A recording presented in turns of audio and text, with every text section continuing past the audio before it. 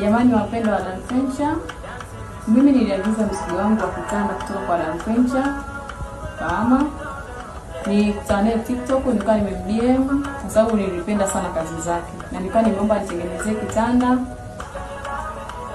Baadaye nilimtumia pesa ya kitanda, akawa ameniambia baada ya siku 5 mzigo wangu utakuwa umeshanifikia, na kweli baada ya siku 5 Adam alinitafuta, akawa ameniambia mzigo wangu uko tayari. Na mzigo wangu ndio kama huu mnavyoona, mzigo uko vizuri, kitanda kiko kimenyoka, kiko vizuri sana sana na sikutegemea. Jamani, twendeni kwa Adam Furniture, karibuni kwa Adam Furniture, anapatikana Kahama, Shinyanga.